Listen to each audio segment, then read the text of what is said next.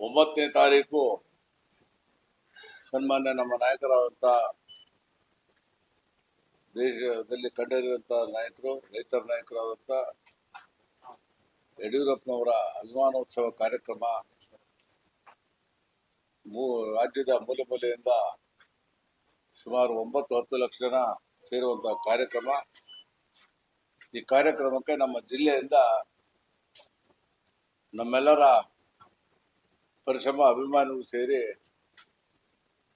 ನೂರಾರು bus, 400-500 car ಮತ್ತು ಟ್ರ್ಯಾಕ್ಸ್ಗಳು ನಮ್ಮ ಲೋಕಸಭಾ ಕ್ಷೇತ್ರದಿಂದ ಹೊರಟಿದ್ದಾವೆ.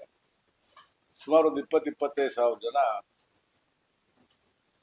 ನಮ್ಮೆಲ್ಲರ ಪರವಾಗಿ ಈ ಒಂದು ಕಾರ್ಯಕ್ರಮದಲ್ಲಿ ಭಾಗವಹಿಸ್ತಾರೆ. ಬಹುಶಃ ಯಡಿಯೂರಪ್ಪನವರು 4 ಬಾರಿ ಮುಖ್ಯಮಂತ್ರಿಯಾಗಿ, 1 ಬಾರಿ ಉಪಮುಖ್ಯಮಂತ್ರಿಯಾಗಿ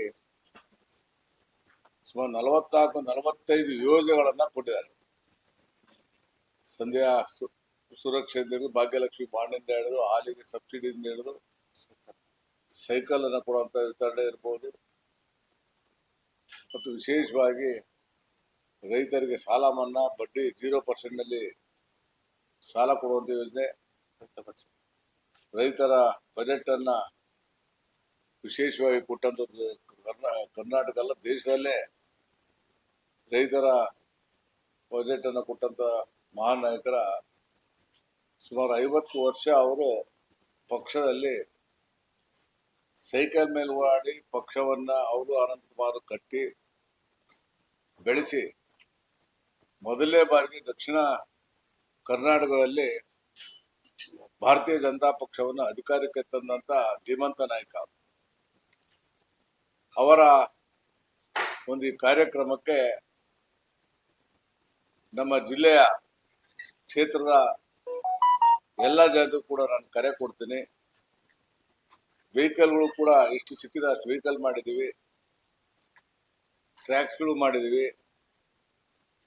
ತಾವು ಕೂಡ ಸ್ವತಃ ಕಾರುಗಳಿದ್ರೆ ಕಾರುಗಳಲ್ಲಿ ಮತ್ತು ಬೇರೆ ಬೇರೆ ವ್ಯವಸ್ಥೆಯನ್ನು ಮಾಡಿಕೊಂಡು ಭೂತವರ ಭವಿಷ್ಯ ಅನ್ನೋ ರೀತಿಯಲ್ಲಿ ಸೇರ್ತಾರೆ. ಇವತ್ತು ಬೆಳಗಿನ ಕಾರ್ಯಕ್ರಮ ಅಂತೇಳಿ ಬೆಳಿಗ್ಗೆ ಮೊದಲು ಫಿಕ್ಸ್ ಆಗಿತ್ತು. ಇವತ್ತು ಪಶ್ಚಿಮ ಬಂಗಾಳದಲ್ಲಿ ಇವತ್ತು ಭಾರತೀಯ ಜನತಾ ಪಕ್ಷ ಅತಿ ಹೆಚ್ಚು ವಿಧಾನಸಭಾ ಸದಸ್ಯರನ್ನು ಹೊಂದುವ ಮೂಲಕ ಅಲ್ಲಿ 9ನೇ ತಾರೀಕು ಅಮಿತ್ ಶಾಜಿ ಅವರು ಆ ಕಾರ್ಯಕ್ರಮದಲ್ಲಿ ಭಾಗವಹಿಸಬೇಕಾದ್ರಿಂದ ಸುಮಾರು 3-3:30ಗೆ ಚಿತ್ತೂರಿಗೆ ಬರ್ತಾರೆ. 7 ಗಂಟೆಗೆ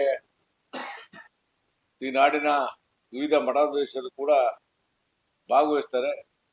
2 ಗಂಟೆಗೆ ಪ್ರಾರಂಭ ಆಗೋದ್ರಿಂದ ತಾವೆಲ್ಲರೂ ಕೂಡ ಉಪಸ್ಥಿತರಿರಬೇಕು. ಯಡಿಯೂರಪ್ಪನವರಿಗೆ ಅಭಿನಂದನೆ ಸಲ್ಲಿಸಬೇಕು.